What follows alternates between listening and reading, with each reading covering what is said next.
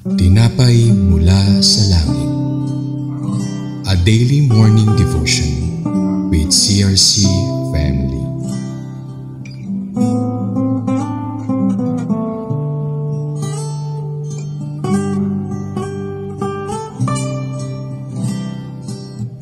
Isang mapagpalang umaga po sa inyong lahat. Narito pong muli ang inyong lingkod, Reverend Maribik Layusa ng CRC Calabanga Daughter Church, Bicol. Samahan niyo po kami sa ating programang Tinapay mula sa Langit, ang pang-araw-araw nating devosyon sa salita ng Diyos. Ngayong umaga ay matutunghayan natin ang Book of Joshua, chapter 7, verse 12 to 13, ang salita ng Diyos na may pamagat na The Effect of the Sin. Ngunit bago tayo magpatuloy, tayo dumako sa maikling panalangin. Heavenly Father, we thank you for this great privilege and opportunity to hear and meditate your word for this morning. We praise you for being with us. Thank you for your love, grace, and favor bestowed upon us. May your Holy Spirit guide and give us full understanding and knowledge about your word. Touch everyone's heart and give us a sound mind to glorify your name. This all we pray in Jesus' name. Amen. Let us read Joshua chapter 7 verse 12 to 13. Verse 12, iyan ang dahilan kaya sila natalo ng kanilang kaaway. Natakot sila sapagkat sila rin ay dapat lipulin. Hindi ko na kayo tutulungan hanggang hindi ninyo isinusuko ang mga bagay na ipinagbabawal ko sa inyo. Verse 13, tumayo ka, sabihin mo sa bayan na maghanda sila bukas sa pagharap sa akin. Sapagkat akong si Yahweh ay Diyos ng Israel,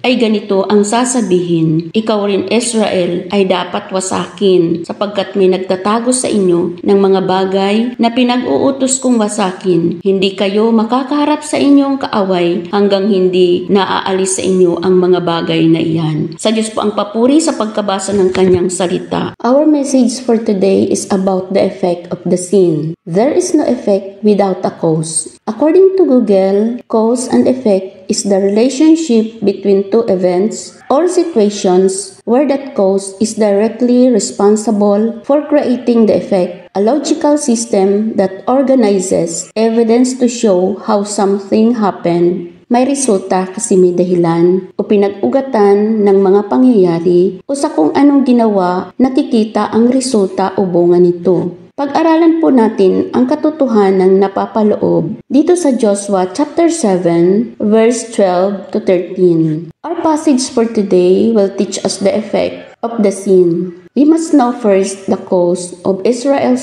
sins that was found in verse 11. Ito po yung sinasabi, nagkasala ang bayang Israel, sumira sila sa kasunduang ibinigay ko sa kanila sapagkat kumuha sila ng mga bagay na dapat wasakin. Ninakaw nila ang mga iyon, itinago at isinama sa kanilang mga ari-arian. Kung ano ang mga bagay na ito ay mababasa natin sa Book of Joshua chapter 6 verse 18 to 19. The cause of sin. Ano ang naging dahilan ng kanilang kasalanan? Ayon sa verse 11. Number 1, transgression to God's covenant and command. Hindi sila marunong tumupad sa kasunduan ng Diyos sa kanila. Number 2, they stole the accursed things. Kumuha sila ng mga bagay na nakatakdang wasakin. Dapat sunugin na ang mga iyon at mga bagay na dapat ihandog sa Diyos mula sa kanilang nasamsam. Makikita natin sa Joshua chapter 6 verse 18 to 19, Joshua chapter 7 verse 20 to 21 sa katauhan ni Akan. Number 3, they dissembled something. Nagtago sila ng mga bagay na hindi dapat. At ito yung epekto, the effect of sin. Ano ang naging epekto ng kanilang nagawang kasalanan? So, nandito naman po ito sa ating binasa sa verse 12 and 13b.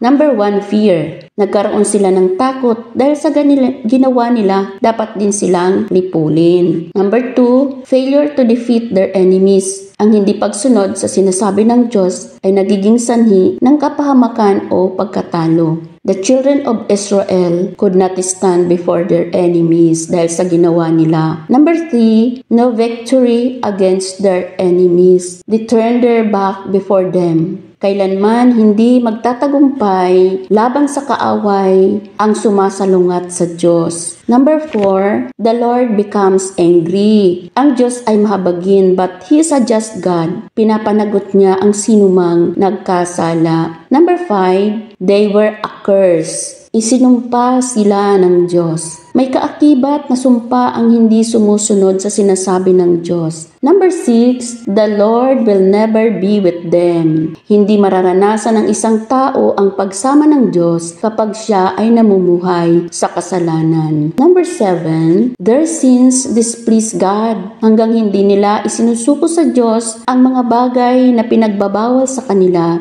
hindi sila tutulungan ng Diyos. Yan po ang sinasabi sa verse 12, subalit si Yahweh ay mahabagin at tapat sa mga pangako niya. Gusto niyang magtagumpay ang kanyang bayang pinili at maipakita sa kanila na siya ay Diyos na mapagpatawad at gumagawa ng paraan upang gamutin at bigyang lunas ang problemang kinakaharap ng Israel. Ipinapakita ng verse 13a that God is a God of many chances. He gave hope to the children of Israel to deliver them from their sins. These are the following things that they are going to do upang humupa ang galit ng Diyos sa kanila. Number 1, surrendering everything to God. Isuko sa Diyos ang dahilan ng pagkakasala. Alisin, iwaksi, at iwasan ito. Number 2, accept that they're done wrong and be humble to God.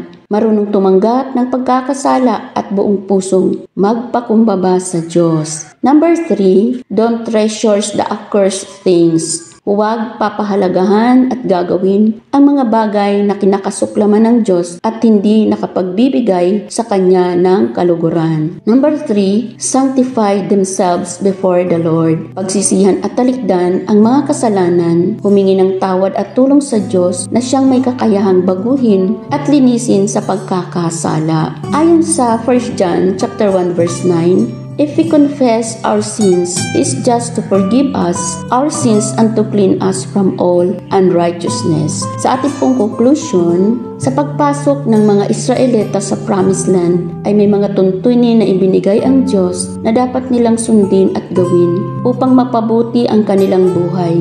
Ipinapakita ng mga talatang ito ang naging sanhi at resulta ng kanilang kasalanan at kung paano sila makakabangon o makakalaya mula dito upang mangyari ang magandang plano ng Diyos sa kanila. Sa panahon natin ngayon, tayong mga Kristiyano o mga anak ng Diyos ay kagaya rin ng mga Israelitang bayang pinili ng Diyos at may pangako din si Lord sa atin na isang buhay na ganap at kasiyasiya dito sa lupa at higit sa lahat doon sa langit, sa buhay na walang hanggang kasama ang Panginoon nating Diyos. Yan po ang sinasabi sa John chapter 10 verse 10b.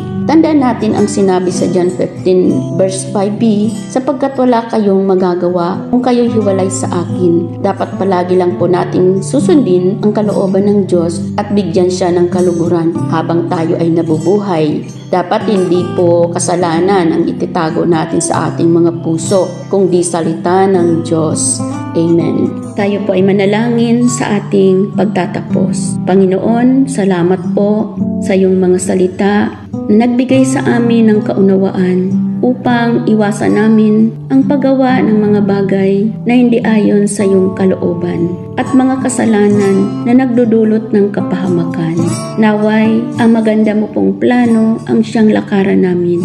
We pray din sa aming bansang Pilipinas, ang patuloy mo pong habag, pag-ibig, pagkalinga at pagtatanggol ay maranasan ng bawat Pilipino. Ito po ang aming dalangin sa pangalan ni Jesus na aming Diyos at tagapagligtas. Amen. Maraming salamat po sa inyong pakikibahagi sa ating programa. Lagi po nating pagnilayan ang salita ng Diyos mula sa ating puso dahil lubos ang magiging kaunawaan natin dito. Muli ninyo kaming samahan bukas sa ganito ring oras, alas 5:30 ng umaga sa pagninilay ng kanyang mga salita dito sa programang Tinapay Mula sa Langit. Malaya po nating i-share ang video na ito upang kayo rin ay maging pagpapala sa iba. Pagpalain po tayong lahat ng ating Panginoon. Magandang umaga po sa inyong lahat.